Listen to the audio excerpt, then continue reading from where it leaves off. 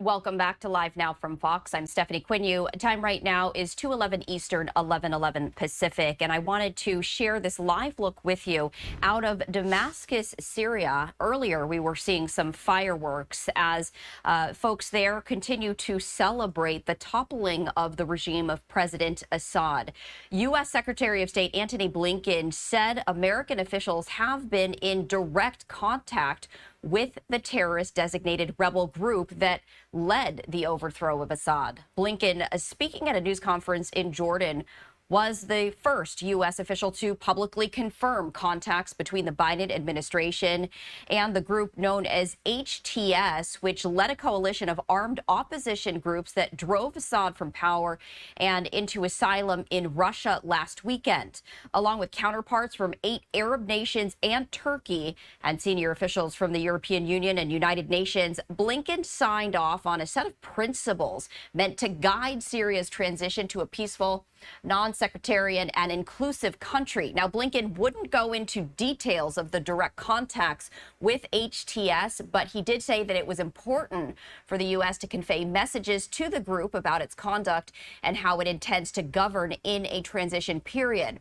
When Blinken was in Turkey and Jordan, White House National Security Advisor Jake Sullivan was in Israel in a bid to wrap up a ceasefire with Hamas militants. Sullivan says that Israel's ceasefire in Lebanon has helped clear the way for another deal to end the war in Gaza.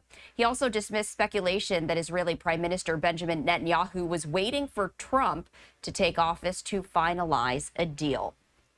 To speak more on this, I do want to bring in Fleur Hassan Nahum, who is Israel's Foreign Ministry Special Envoy, former Deputy Mayor of Jerusalem, as well as the host of the Quad. Fleur, we appreciate you taking the time to join us here on Live Now from Fox. Thank you, Stephanie.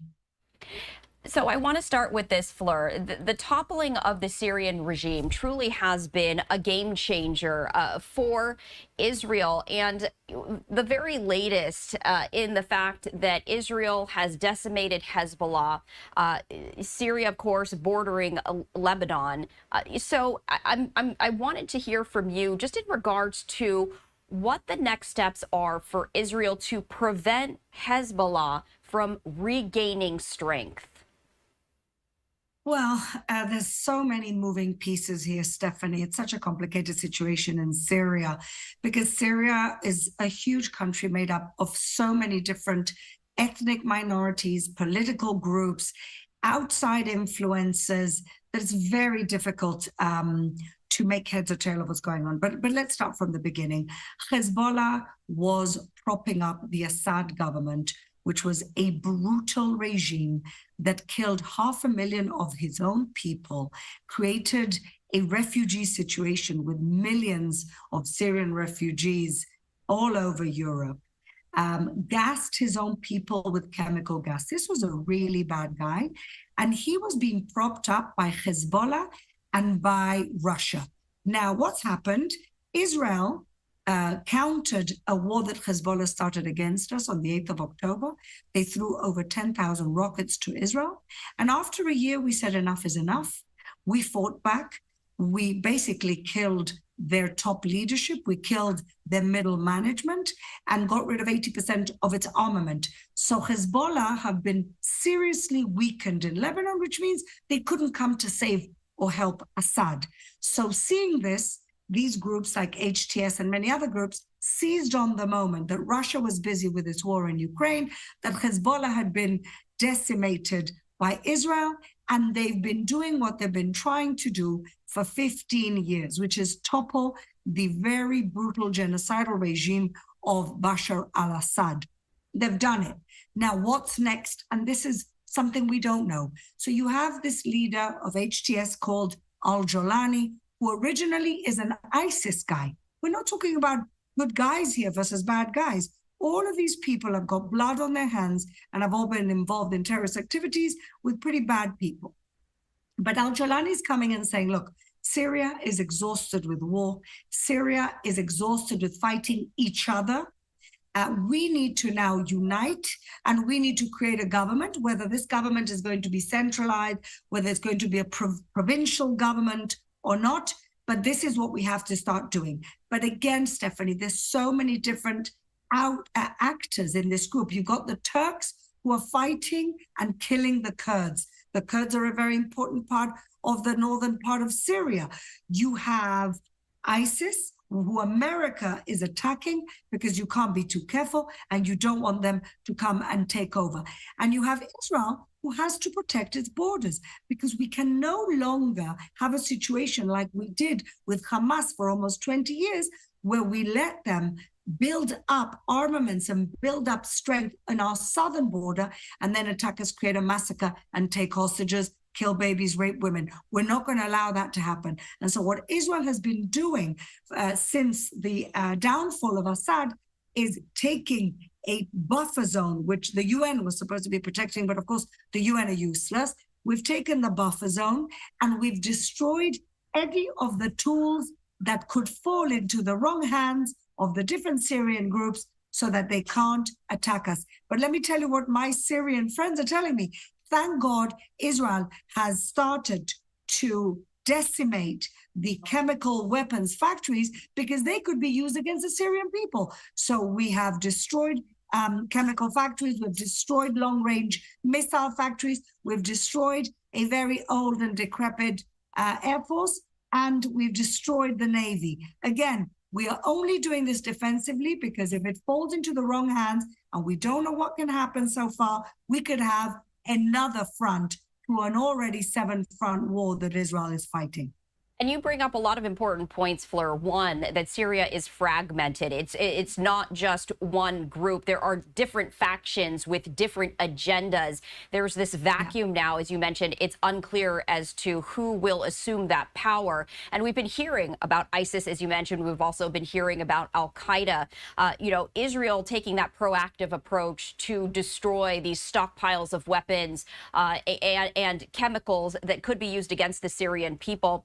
When you take a look at maybe the power grab that could happen in the coming months, we were hearing from the rebel leader saying that they want peace, but every group has its own agenda. How does Israel continue to protect its borders when, no doubt, there are going to be different terror organizations interested in leading Syria to that next chapter? Well, for many years, Stephanie, our military doctrine was that we take a buffer zone outside our borders, not within our borders. What happened to us from the 8th of October when Hezbollah started attacking Israel, that the buffer zone became the country itself, our country, and we had to evacuate 75,000 people out of the northern border, 10 kilometers of our northern border. We're not going to let that happen again. We've learned our lesson. And so we have to take the buffer zone within Syrian territory. But at the same time that we're saying to them, you better watch it because this is our territorial integrity. This is our border. We're also extending our hand in peace and in help with anything that those bordering towns may need. Stephanie, so much so that the Druze of the Syrian side of the border, the Druze community actually met a few days ago and resolved that they would like Israel to make them their territory because they do not trust what's going on in the Syria side. So we have a ridiculous situation where the communities within Syria are saying to Israel, please come and take over because we don't know what's going to happen with all the various groups. And we don't know who's going to end up taking over.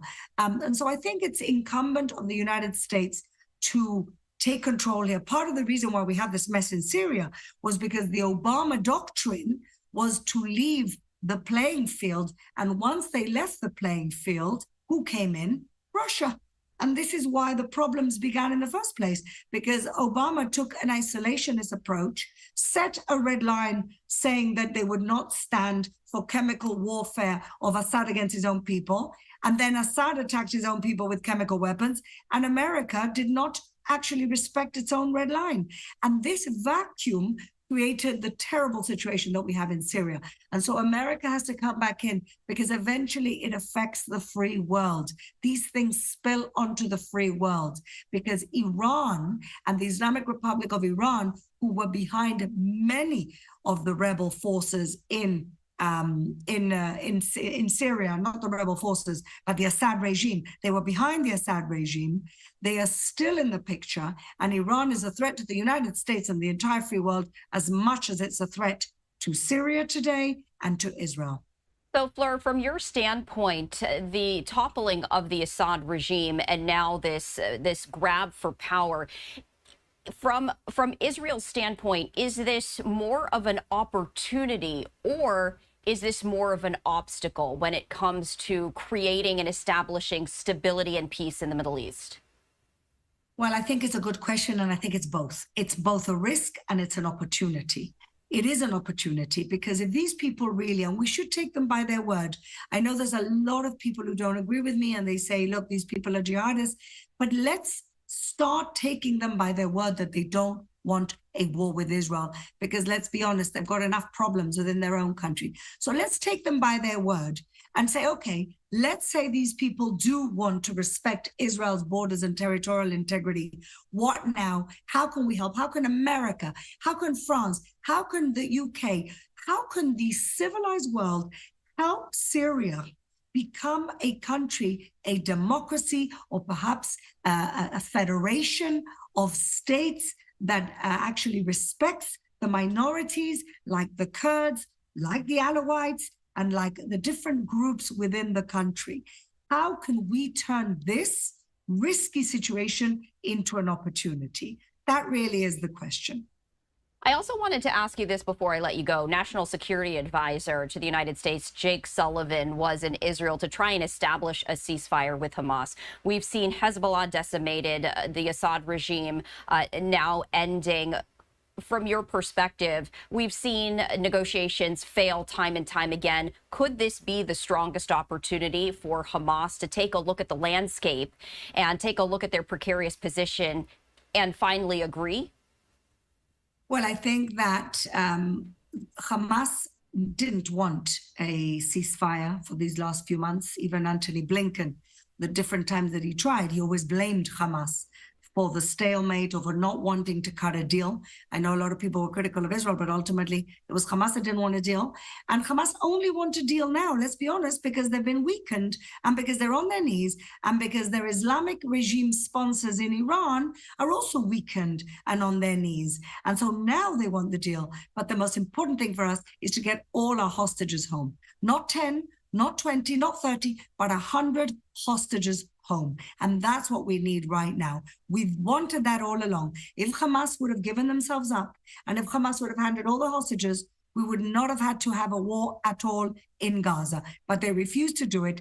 And now they're actually perhaps prepared to do it. But we have to make sure that they're not playing with us anymore and that all the hostages come home. Not 10, not 20, not 30, but all of them. All right, Fleur, we appreciate you taking the time to speak with us on this ever-developing story. Thank you, Stephanie.